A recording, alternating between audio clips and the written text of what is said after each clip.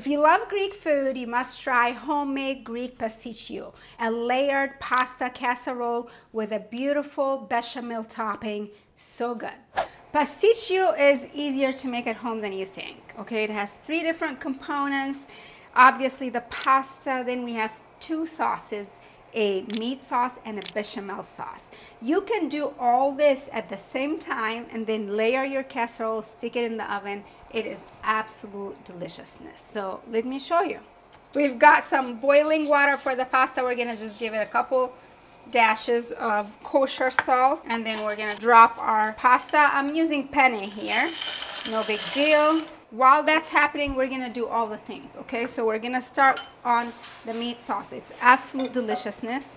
And get your oven warmed to 350. Nice large skillet, medium-high heat, a drizzle of some good extra virgin olive oil. Of course, we're going Greek with our olive oil, right? So I'm using actually our early harvest from the MediterraneanDish.com. Woohoo, Yaya would be so proud. Right.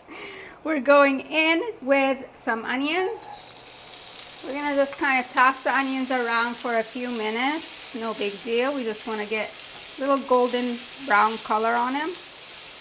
Your pasta will typically take about 8 minutes. Perfect enough for you to finish working on the active part of your meat sauce. Going in with some garlic.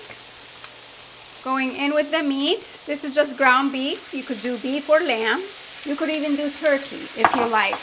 But if you want rich flavor, then opt for the beef or lamb. The chefiest of chefs right here.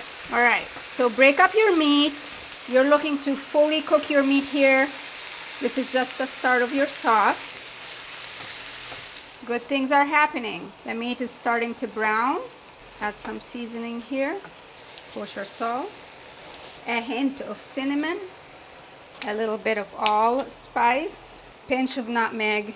Not too much, just a pinch. And we're gonna toss this party. And then at this point, I'll probably drain it because I'm seeing some liquid that I don't want in my pastitsio. So we will drain and return in just a second. Bay leaf, a couple of them. Now for people who don't consume alcohol, not even in their food, you can skip the red wine. But if that's not the case for you, I highly recommend using it because it does really add some nuance to your sauce. Nuance. I'm like, oh, chef, check me out. Going in with some crushed tomatoes from a can, no big deal. And so this is the last bit of your sauce situation, and you're gonna want to get to a point where this is simmery, where you let it simmer until the juices all marry nicely. So let it bubble a few minutes and then turn the heat to low. This point, the pasta is actually ready. I'm going to go ahead and drain it before I begin on my bechamel. All right, now we're gonna make the bechamel sauce, which is the creamy layer that kind of sits on top of pastitsio. The same idea happens when you make moussaka. So we're gonna go ahead and heat up some extra virgin olive oil. Okay, you're gonna employ a whisk here, so go grab your whisk. A good bit of extra virgin olive oil. You're gonna heat that up on medium high until it starts to sizzle. We're seeing some bubbles. We're working on the roux, the very first part of this classic French sauce. We're going in with the all-purpose flour.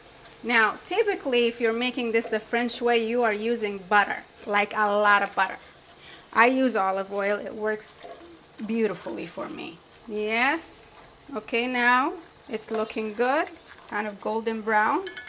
And we're gonna add a little bit of the milk. The milk must be warmed. It cannot be cold milk. So just remember that I warmed up my milk first. And it's gonna start thickening. And so you're gonna have to keep moving it about. Moving to the whisk now. Pour and whisk at the same time. It's gonna be lumpy at first, but you're gonna need to continuously whisk until everything is creamy and smooth. Beautiful. Almost there. I'm on medium heat at this point, and I'm gonna continue to whisk It is now smooth and it's going to continue to thicken as you work with it. You just want to keep working so it doesn't get lumpy.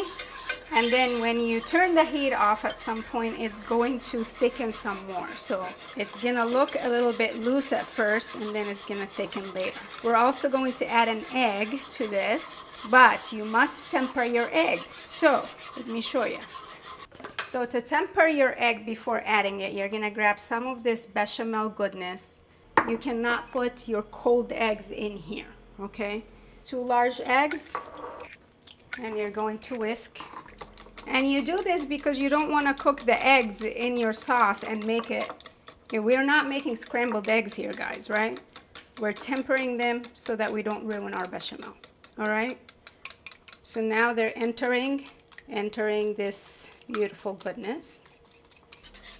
Perfection. Everything is ready. Your oven should be now all ready for you at 350. You're gonna now assemble in layers as you would do a lasagna, as you would do a moussaka. Very easy. So let's go do that.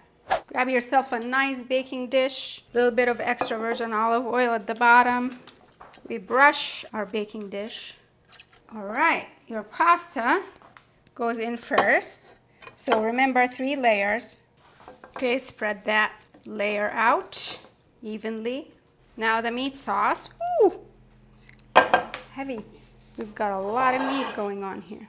And again, we're gonna spread the meat sauce all over.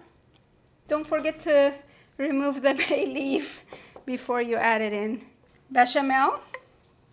Ooh. And as it sits a little bit, it kind of gets hardened, so you're gonna want to break it up a tad. And then this whole party is going to go in the oven to cook until the bechamel fully hardens. You get a beautiful topping of creamy bechamel that's golden brown on the top. Oh my gosh, it's deliciousness. This was my favorite part growing up. I would stand by my mom. My mom, who you all know is Egyptian, made pastitsio all the time. But we had a different name for it, and every Egyptian will say, this is macaroni bechamel. In Greece, they call it pastitsio, and this is some of what I love about cooking and eating the Mediterranean way, is that we have borrowed and inherited from one another over the years all sorts of beautiful flavors that we share, and I just love to focus on that. We're going in the oven, 350, 1 hour. Let's go. Now we're midway through and you start seeing just some browning around the edges. What you really want is for the top also to have some color. The creamy bechamel, the beautifully seasoned red sauce. This is all the comfort, and all you need is maybe a glass of red wine. I've already been eating this, you guys, because it's so good. Thank you. And if you're a big fan of Greek food, just like I am, then make sure that you check out my next video for moussaka. It is amazing, sort of a sister to this beautiful pastitsio. Grab the recipe for pastitsio over on themediterraneandish.com. I will see you later. Ciao.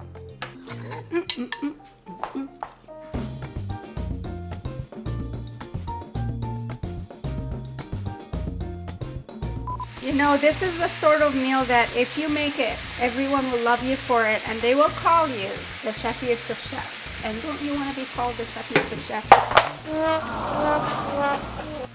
You don't, clearly.